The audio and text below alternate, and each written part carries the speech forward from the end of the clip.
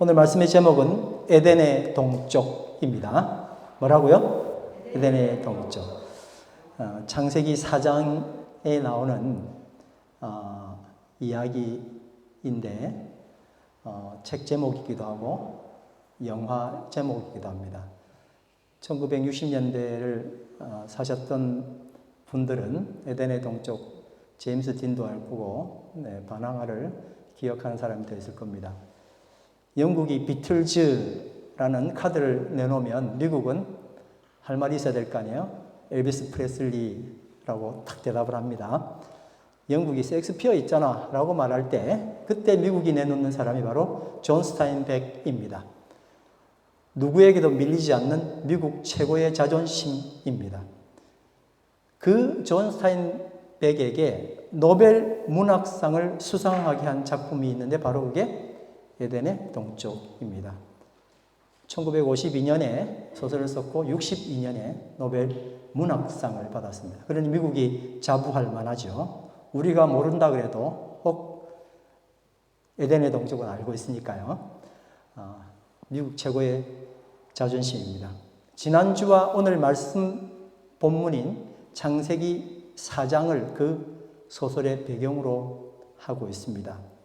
지상 낙원을 꿈꾸었던 아버지 아담, 그리고 두 아들 아론과 갈렙이 있습니다. 아론은 아벨로, 갈렙은 가인으로 창세기 4장을 이렇게 조금 패러디한 거죠. 아담은 지상 낙원을 꿈꾸고 캘리포니아와 같지만은 거기서 일어나는 에덴의 동쪽 비극들을 창세기 4장처럼 보게 되는 겁니다. 과연 에덴의 동쪽은 어떤 의미일까요? 에덴의 동쪽은 딱 들으면 와 멋있다 이렇게 낭만으로 보이는데 아픔입니다. 에덴의 동쪽은 선 대신 악을 선택한 사람 때문에 주어진 자리였습니다. 선이라는 것은 하나님의 뜻에 내 뜻을 브레이크 거는 것입니다. 반면 악은 내 뜻대로 브레이크 없이 달리는 겁니다. 위험하죠? 그러면 내가 브레이크를 잡지 못하면 외부에서 브레이크를 잡게 됩니다. 그걸 우리가 많이 경험하는 거예요, 지금. 내가 못하니 누군가가 잡아주는데 이걸 전부 다 원수로 생각하는 거예요. 저거 다 잡아야 돼. 저거 다 없애야 돼. 라고 말하면서 지속적으로 하나님이 나에게 주시는 기적을 거부하고 고난으로 내 발을 계속 디디게 되는 이야기를 오늘 우리는 하게 됩니다. 그런데 이 에덴의 동쪽에 대한 첫 번째 언급은 창세기 4장이라고 방금 말씀드렸는데 그보다 먼저 창세기 3장 24절에 나오고 있습니다. 같이 읽어보겠습니다. 그를 쫓아내신 다음에 에덴 동산의 동쪽에 그룹들을 세우시고 빙빙 도는 불칼을 두셔서 생명나무에 이르게 하는 길을 지키게 하셨다. 여러분 에덴의 동쪽이 아니고 에덴 동산의 동쪽 이렇게 돼 있어요. 그렇죠? 네. 누구를 세웠다고요? 그룹들을. 이렇게 천사 중에서 하나님이 굉장히 귀히 쓰시는 여러 천사들이 있는데 그룹 천사 하면 여러분 떠오르는 게 있을 겁니다. 그룹을 거기에 세우시고 그 다음에 뭐가 있었다고요? 빙빙 도는 불칼, 두루 도는 화음검 이렇게 하면 이제 우리가 막 굉장히 좀 말은 알겠는데 뜻을 찾아가기가 힘들었는데 여기 세 번역에는 빙빙 도는 불칼 이렇게 아주 풀어서 썼습니다. 이해가 쉽죠, 그죠? 그 다음에 뭐라고 되어 있습니까? 생명나무에 이르는 길을 지키게 하셨다. 쑥 관가해버리면 하나님이 생명나무를 지켰구나 이렇게 생각하시죠. 맞습니까?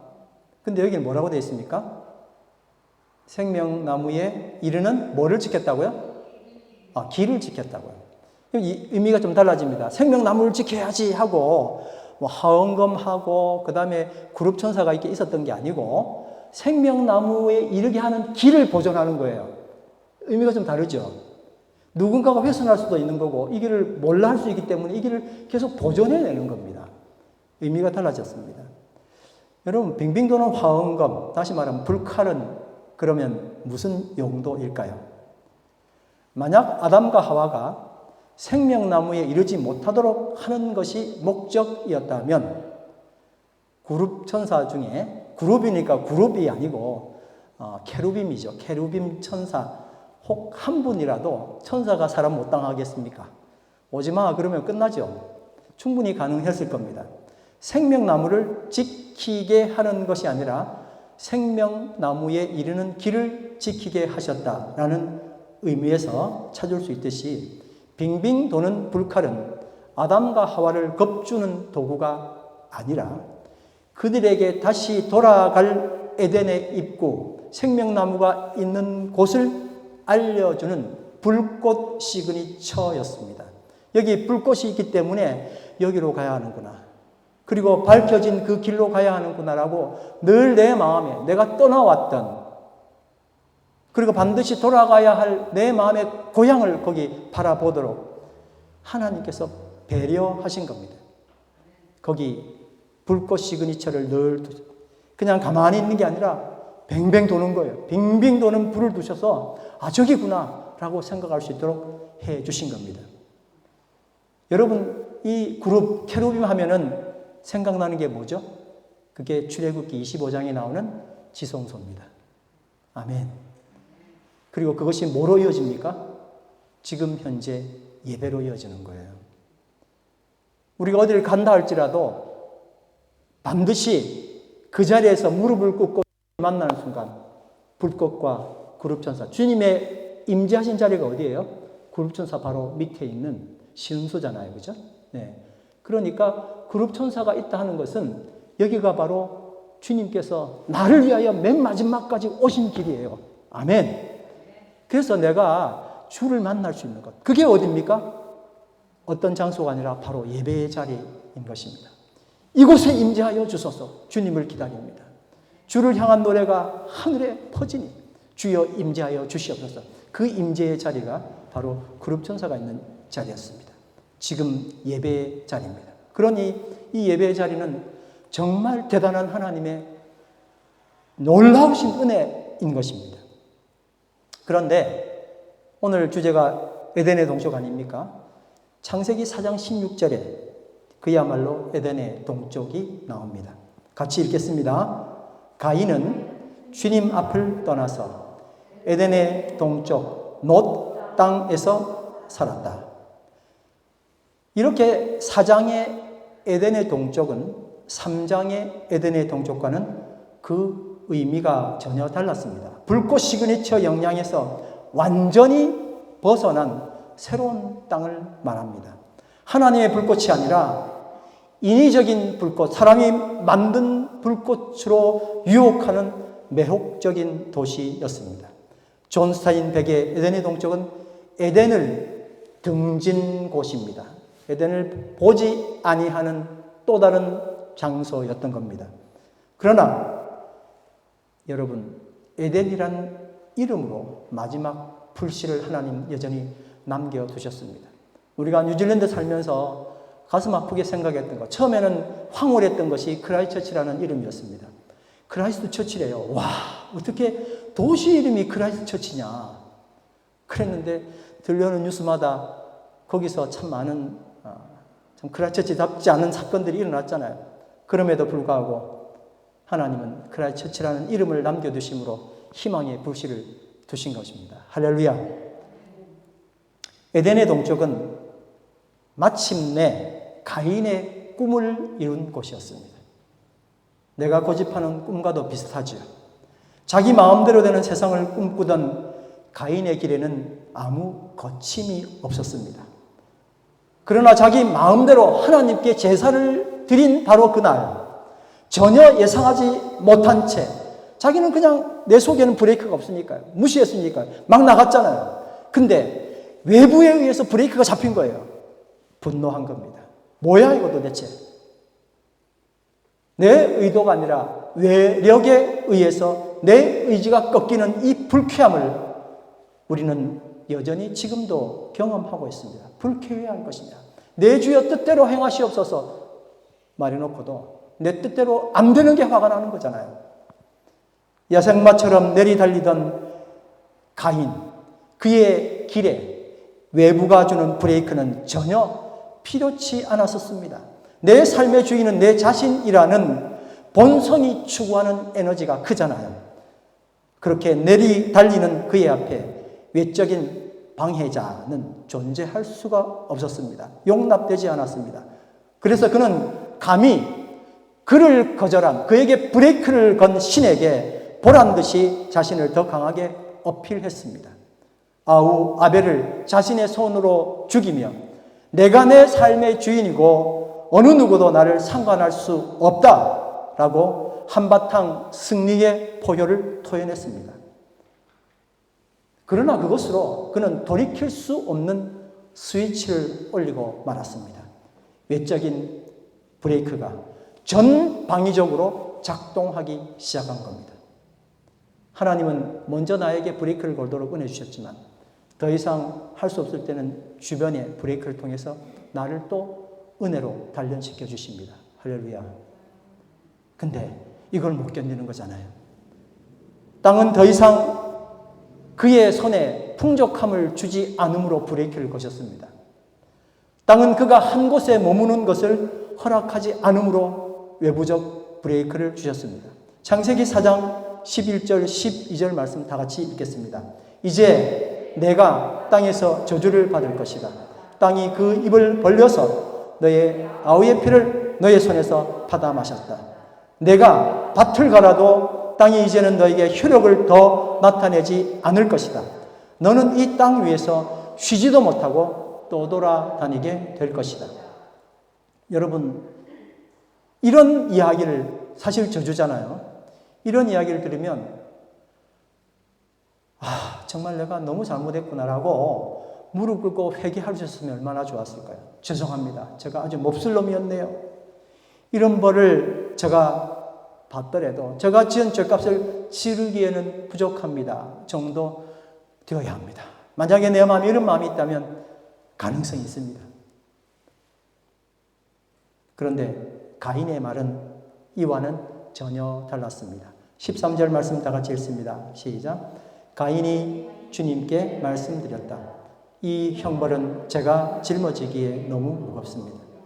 이렇게 가해자인 가인은 피해자와 주변 사람들, 타인에 대한 미안함보다는 자기 안위를 먼저 챙겼습니다.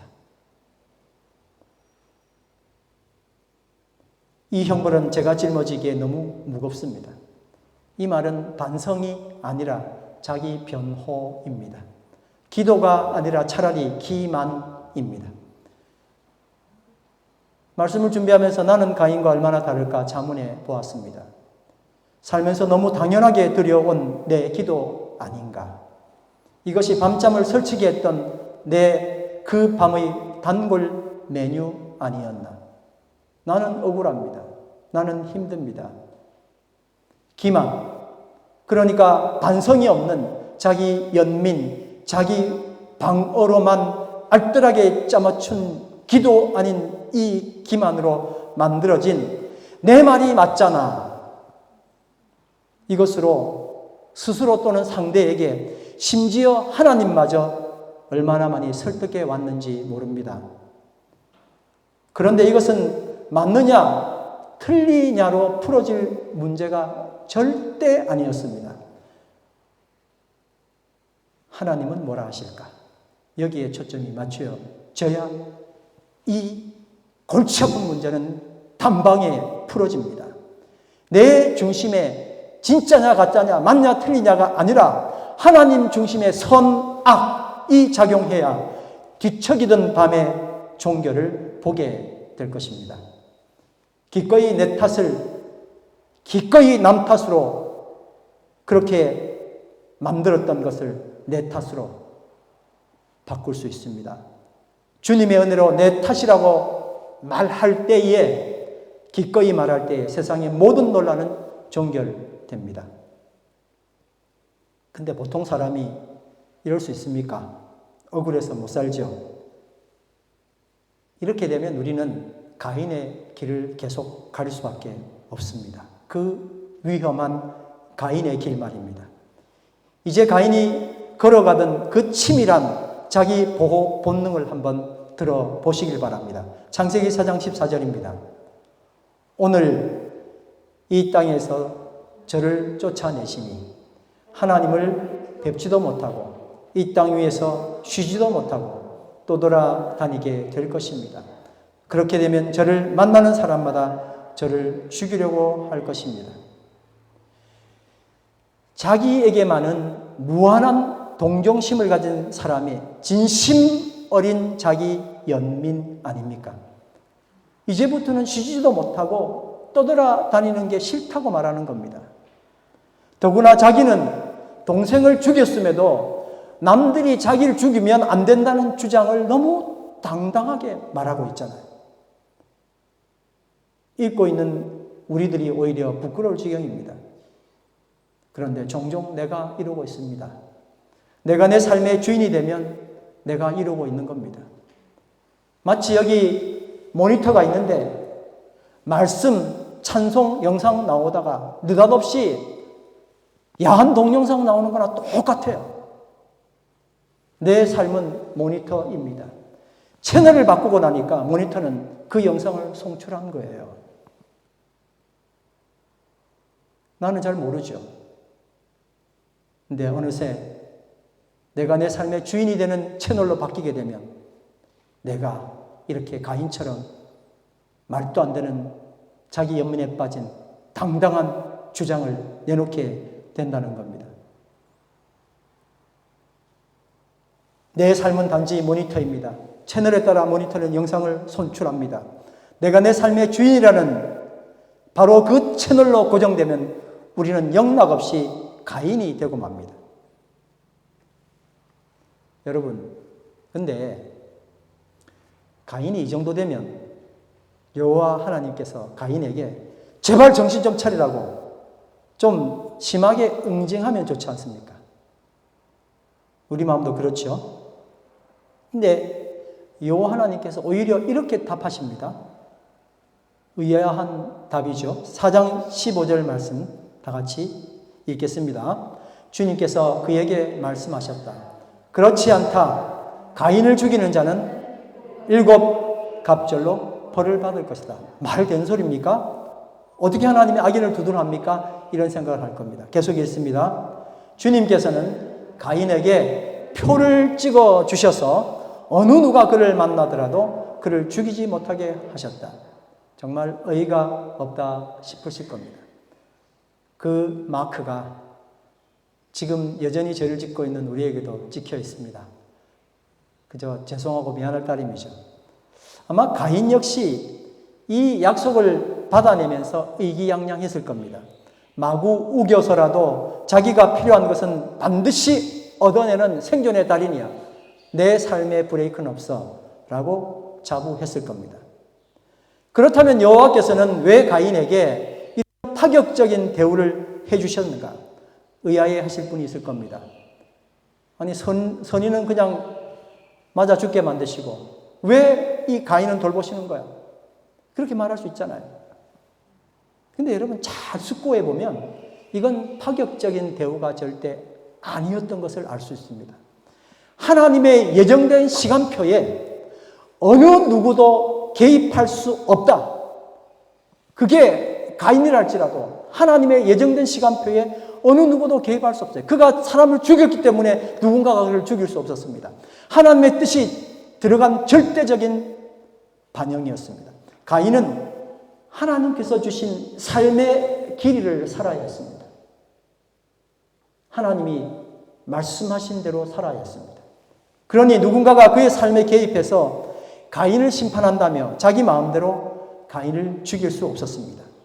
우리가 하나님의 뜻을 거역하고 내 뜻을 관철했다며 의기양양한다 해도 그것조차 하나님의 손바닥이었음을 알아야 합니다. 우리 속담에 뛰어봐야 벼룩. 다른 말로 부처님 손바닥 그런 말도 있잖아요. 잠언 21장 1절 2절 말씀 같이 보겠습니다. 오늘 암송 구절이기도 합니다. 시작. 왕의 마음은 흐르는 물줄기 같아서 주님의 손 안에 있다. 주님께서 원하시는 대로 왕을 이끄신다. 사람의 행위는 자기의 눈에는 모두 옳게 보이나 주님께서 그 마음을 꿰뚫어 보신다. 여러분, 주님께서 원하시는 대로 왕을 이끄시고 나를 이끄시고 죄인조차도 이끌어내심을 믿으시기 바랍니다. 아니면 실수하는 사람, 자신은 옳다고 늘 생각하는데 틀린 그 사람에게 어떻게 할 거예요? 왕이라 할지라도 주께서 그를 인도하신다는 겁니다. 왕의 마음은 흐르는 물줄기 같아서 주님의 손 안에 있다. 할렐루야. 주님께서는 원하시는 대로 왕을 이끌어내신다. 그러니 비록 그것이 내 뜻과 다르다 할지라도, 그래서 힘들어도 이것이 최선의 은혜임을 알아야 합니다. 그런 의미에서 가인은 떠돌이가 되어야 했습니다. 가장 가인에게 적합한 은혜였습니다. 그래야 그나마 그의 삶은 의미가 있었습니다. 그러나 가인은 그럴 마음이 전혀 없었습니다. 자신을 밀어내는 땅을 보란듯이 밟아버리고 불가능을 가능으로 이끌어내는 불굴의 사람, 세상 사람이 좋아하는 대단히 멋진 사람이었습니다. 불가능을 가능하게 만든 사람이야. 우리는 좋게 생각하잖아요. 16절, 17절 상단 말씀 다 같이 읽겠습니다. 시작. 가인은 주님 앞을 떠나서 에덴의 동쪽 놋 땅에서 살았다. 가인이 자기 아내와 동침하니 아내가 임신하여 에녹을 낳았다. 결국 가인은 놋 땅에 살았다란 말이 드웰거든요. 드웰했다고. 정착하게 되었습니다. 집 짓고 아이 낳고 행복하게 잘 먹고 잘 살았다. 이렇게 보이는 이야기입니다. 그런데 이 말은 가인이 편안하게 잘 지냈다는 것을 의미하는 것이 아니었습니다. 가인의 자리가 아닌 곳에 가인이 있기 때문에 그렇습니다. 땅은 그를 토해냅니다. 어디 가라고 이야기합니다. 땅은 그에게 부려듯이 할 수 있는 은혜를 주지 않았습니다. 심는 것마다 뭔가 60배, 100배, 1000배의 결실이 일어나야 되는데 심는 것마다 안 되는 거예요. 그럼 어떻게 해야 될까요, 여러분? 떠나야 되는데 떠나기 싫은 거예요. 물고기가 나는 물밖에 좋다고, 환상적이라고, 나를 행복하게 해준다고 말한다 해도 물고기는 결국 어디서 살아야 됩니까? 물에서 살아야 되잖아요. 가인의 욕망은 커져만 갔습니다. 그 욕망만큼 그는 매일 지옥을 걷고 있었습니다. 그에게 여전히 너에게 밭을 갈아도 땅은 이제 더 이상 효력을 나타내지 않을 것이다. 너는 땅 위에서 쉬지도 못하고 또 돌아다니게 될 것이다. 이 말씀은 지속적으로 계속됐기 때문에 그렇습니다. 여러분, 그래서 가인은 어떻게 했을까요? 17절 하단 말씀입니다. 시작. 그때의 가인은 도시를 세우고 그 도시를 자기 아들의 이름을 따서 에녹이라고 하였다. 이렇게 우리는 에덴 동산을 등진 에녹시를, 이 에녹시의 탄생을 목도하게 된 겁니다. 사람을 피해 다니며 이 땅 저 땅 방황하며 다녀야 목숨을 부지할 수 있는 가인임이에요. 틀림없어요. 그렇죠? 근데 이 가인이 사람들이 모이는 도시를 건설했어요. 하나님의 명하심을 정말 따박따박 모두 반박해 가면서 내 세상은 결코 당신 뜻대로 돌아가지 않는다는 반항이 만들어낸 것이 에녹시티였습니다. 우리하고 너무 똑같지 않습니까, 여러분? 아닌 분도 있지만 그렇게 되는 게 내 세상인 줄 알고 그 시티를 만들기 위해서 얼마나 노력하고 살았습니까? 땅을 짓밟아야 되는 거예요. 사람을 짓밟아야 되는 거예요. 그래야 세울 수 있는 게 에녹이라는 도시예요. 이렇게 전체적으로 거부하면서 여러분, 그렇게 되면 어떤 일이 일어날까요? 악한 일 아니면은 땅을 밟아낼 수 없습니다. 사람이 자기를 죽이는데 거꾸로 내가 사람을 죽여야 만드는 거예요.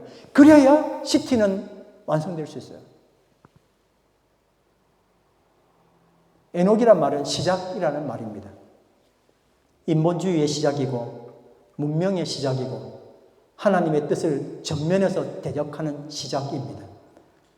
내적인 브레이크를 거부한 가인, 그래서 가인에게 가인을 위해서 살아있는 동안 그를 위해서 하나님이 주셨던 외적인 브레이크를 무력화시키는 도시의 탄생, 도시의 시작이 된 것입니다. 여러분, 인위적인 불빛이 사람을 유혹하기는 더 좋습니다. 아니, 좋아야만 합니다. 좋아하게 만들어야 그 이후로 도시 안에 사람들이 거주할 수 있지 않겠습니까? 그러니 결국 겉보기와는 다른 엄청난 무리수가 이 속에 작동되어야 도시는 움직일 수 있습니다. 그렇죠? 만약 이 모습이 내 모습이고 우리가 추구하는 예수 찾는 공동체와 뭔가 비슷하다고 생각된다면 우리에게는 아직 기회가 있습니다. 우리 교회가 지금껏 이 도시를 추구해 왔구나라고 느낀다면 우리에게는 아직 기회가 있습니다. 세상의 거의 대부분의 교회의 꿈은 큰 문제 없이 교회가 1년 12달 잘 돌아가는 겁니다. 개척에서 드디어 자립했다고 이야기하는 바로 그 말이죠. 그런데 이것은 시티의 기능과 많이 흡사합니다. 그러니 적어도 교회가 교회의 뜻으로 계속 잘 움직이고 있다면 부흥이 된 건지 아니면 시티가 된 건지 생각해 봐야 합니다. 수없이 많은 개척교회가 부흥을 꿈꾸지만 그 꿈을 자세히 보면 자동화된 교회, 잘 굴러가는 교회, 교회를 위한 교회, 시티를 이루는 꿈일 수 있습니다. 목사가 혹은 교회를 시작한 한 특정인이 저 자신을 포함해서 자신의 꿈을 이루기 위해서 하나님의 교회를 시티로 만들어서 자기 마음대로 휘두르는 모습 나일 수 있고 또 우리는 전혀 낯설지 않게 한국에서 그런 소식 들을 때마다 마음 아파하지만 우리와 얼마나 비슷한지 생각해 보게 됩니다. 우리가 예전에는 내 마음대로가 죄인지 몰랐습니다. 내 마음대로보다 훨씬 못된 죄가 우리 눈앞에 많이 있었고요. 그리고 내 마음대로는 멋짐의 다른 표현이었습니다. 저 사람 자기 마음대로 할 수 있어. 내 마음대로 할 수 있는 세상이야. 존경했잖아요. 그리고 여전히 이 세상의 모든 주제는 예나 지금이나 카피만 다를 뿐 그 내용은 하나같이 내 마음대로 할 수 있어. 내 뜻대로 할 수 있어 였습니다. 브레이크 없는 세상, 내가 하고 싶은 것 마음껏 하는 세상은 이상향이고 천국이었습니다. 근데 이 마약에 중독되면 끊기가 너무 힘든 겁니다. 바로 가인이 그랬습니다. 여호와 하나님의 끝없는 은혜를 매번 박살내버리고 자기가 주도하는 세상을 만들기에 여념없었습니다. 그때 뜻을 되지 않을 때마다 나는 울었잖아요. 이렇게 가인은 날이 갈수록 사람으로서의 가치를 상실해버렸습니다. 우리는 시티 안에서 안전합니다. 아니, 안전하다고 교육받았고 그렇게 믿고 싶어서 굳게 믿었습니다. 좀 더 안정된 곳. 도시는 전쟁을 막아줄 것입니다. 화약, 포탄으로부터 우리를 보호해 줄 것입니다. 대규모 죽음도 사라질 겁니다. 더 나은 사회, 개인의 뜻을 마음껏 펼치는 공간, 이것이 가인의 도시 선언이었습니다. 다 맞는 말 같지 않습니까?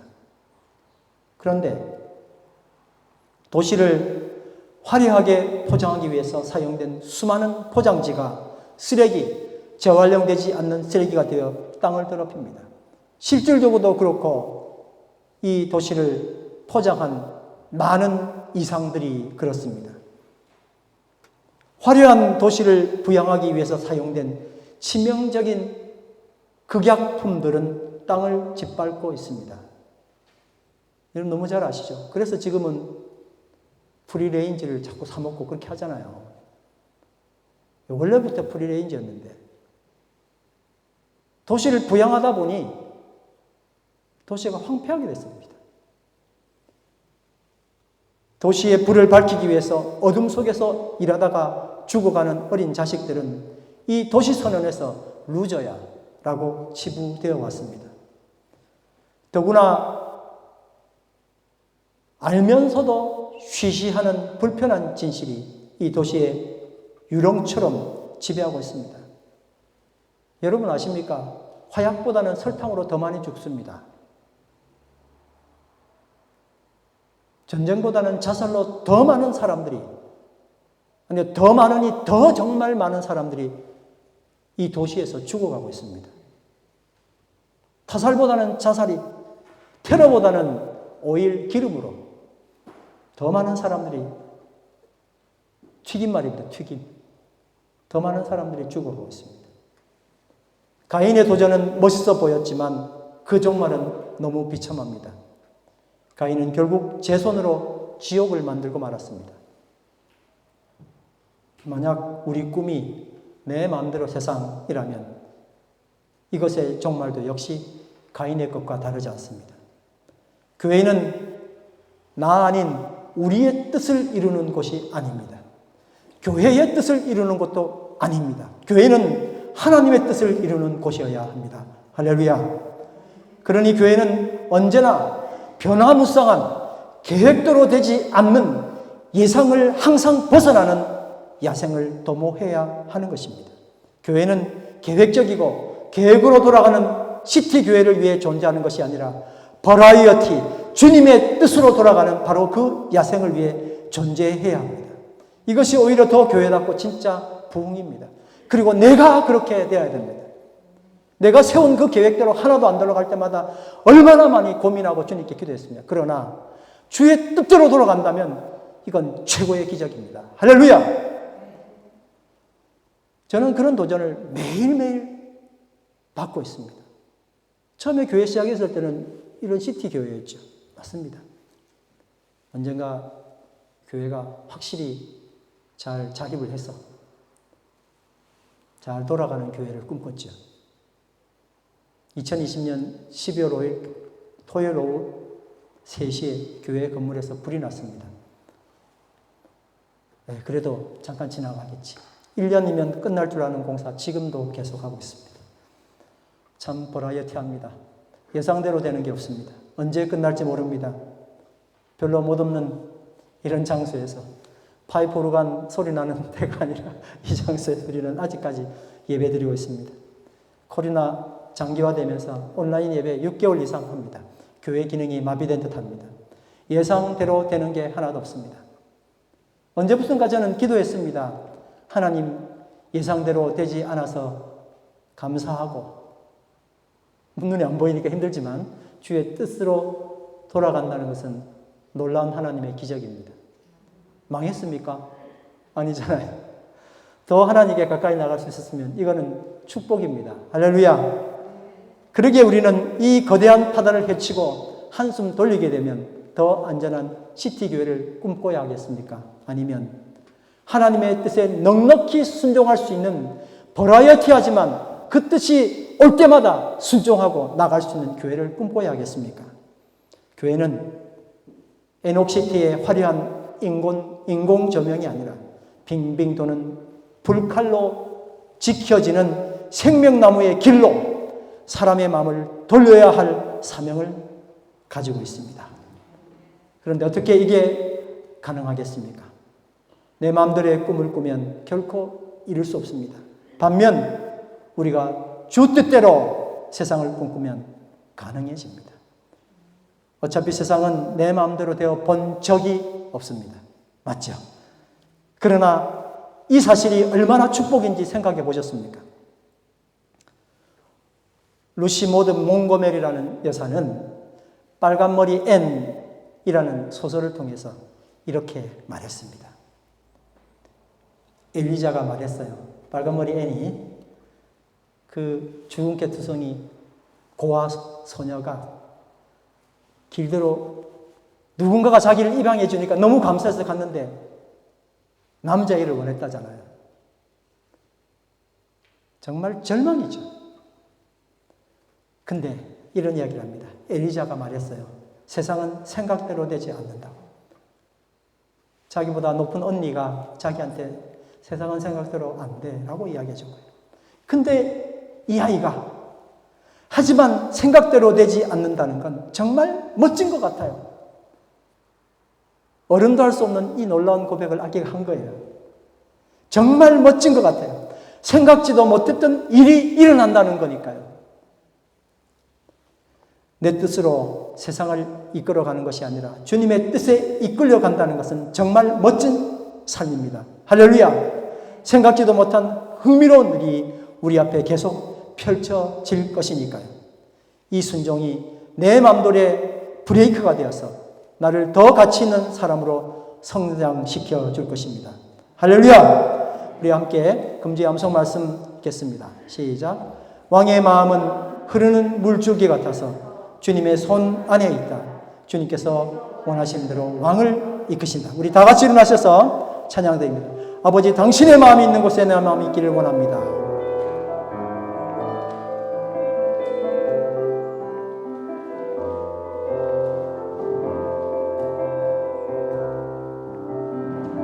아버지, 당신의 마음이 있는 곳에 나의 마음이 있기를 원해요.